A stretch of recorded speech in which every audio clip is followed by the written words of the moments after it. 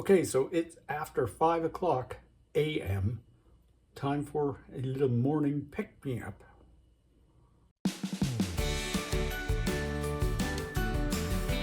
Okay, here's the deal. When I was young, maybe about 7 years old, my family went to my aunt's for supper. And when we walked in and looked at the dining room table, my brother and I got an eyeful of what could have only been grapes stuffed with cherries. We were like, oh God, we have to have those. And so we started pestering my mom to let us have some of these grapes stuffed with cherries. And she's like, no, you won't like those. We're like, yes, we will. No, you won't like those. Yes, we will. Yes, we will. And so, of course, we were thinking she just didn't want us to have any good sweet stuff before supper.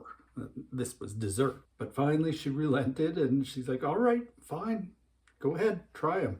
And we did. And it's like, oh, can't believe I'm going to eat a grape stuffed with a cherry.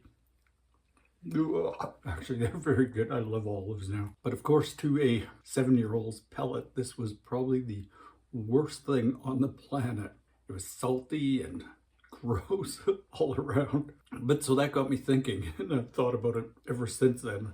Grapes stuffed with cherries have lived in the back of my mind rent-free all this time. And I kept thinking I would see them one day. I don't know where I expected to see them, but that day has never come. So I decided to take matters into my own hands.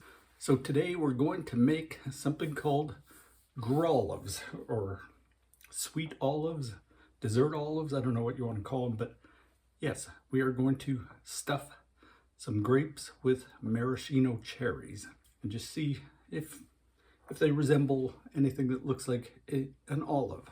Okay, so let's begin.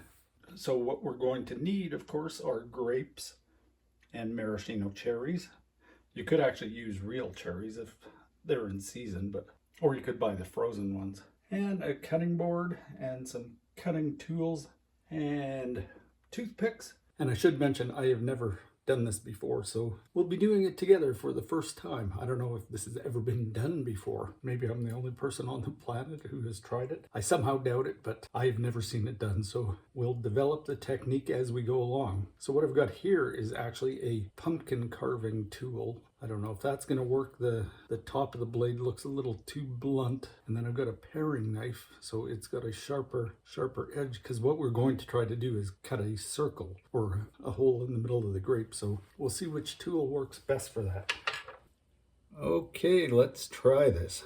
So we're just going to use the stem side to cut a hole. Okay, so what I'm discovering is it is kind of juicy.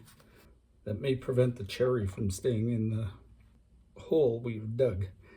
And I'm not crazy about the way that shape is, so I'm going to try to cut out a little more.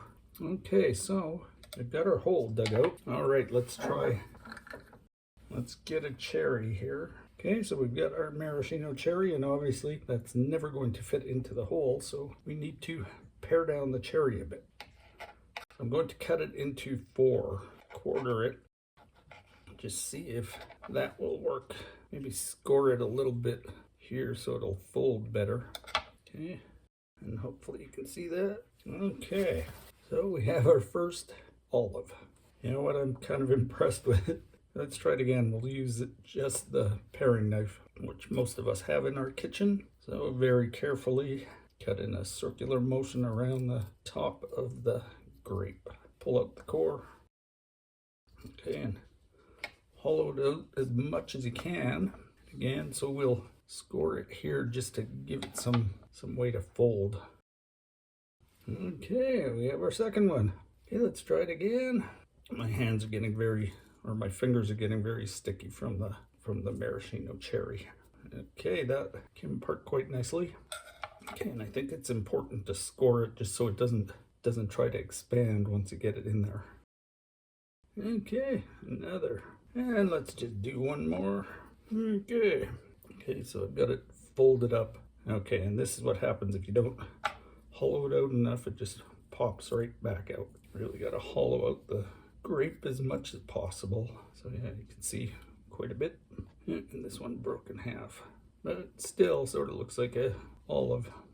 Okay, so I will clean this mess up a bit. So yeah, keep in mind when you're making these, they They are sticky and a bit of a mess. Not bad though. Okay, there you have it. Can you tell the real ones from the dessert ones? So you may be asking yourself, what's the point in doing this? Well, I guess you could put these in a sweet kind of summer drink. Use it, put them in a martini glass and give it some faux martini vibes. Or you could even use them to decorate a cake, or I think they'd be delicious in a jello mold. Remember how Kraft used to do those disgusting jellos with olives and tuna and stuff? So you could do a version of that, but at least it would be edible. Okay, and to my 7-year-old palate, it would definitely be, these would be the ones to eat. These would be definitely not the ones to eat. Okay, so what I've learned is you just need a simple paring knife, nothing fancy like a pumpkin carving kit. You got to make sure you take out enough of the center. If you don't want to waste grapes, you can eat this part. Okay, so yes, make sure you carve out enough and do it carefully. Don't be kidding yourself. So yeah, once you get the hang of this, it's actually quite easy to do. So you could knock off quite a few of these in no time. Cut the cherry in 4 and then score it down the middle. And just stuff it in there. And I'm doing the smooth side up, smooth side of the cherry up to give it more of a smooth looking look to the whole thing. Okay, this one looks like I need to hollow it out more because our faux pimento won't stick inside. If there's not enough room for it, it'll just pop out. And there you have it. Beautiful little olives. Okay, so how do they taste? Let's find out. Really good. Okay, so if your grapes are kind of sour on the tart side, the maraschino cherry is going to counterbalance that and give you a sort of sweet and sour flavor. These grapes are actually quite sweet, so it's a sweetness overload, so definitely it would be good for a dessert or something for kids to make them feel like adults, like giving them candy cigarettes. Okay, no, forget that. Don't do that. I'm not trying to encourage that. But yeah, I would say definitely worth the 50-some year wait. Cheers. Okay, so that's it. That's the deal with these. What should we call them? They're a grape and a cherry, so should they be graries? Or looks like an olive, but it is a grape, so maybe they're grolives? Or is it just a sweet olive? Whatever the case, they were easier to make than I was anticipating, and they taste really good. If you want to fancy up your summer fare this year, if you like this video, please give it a thumbs up. And if you haven't done so already, please subscribe. I'd really appreciate it. And leave me a comment. Let me know what these should be called. Hopefully you've got a better name than what I've come up with. Okay, so that's it. That's the deal with sweet olives. Cheers.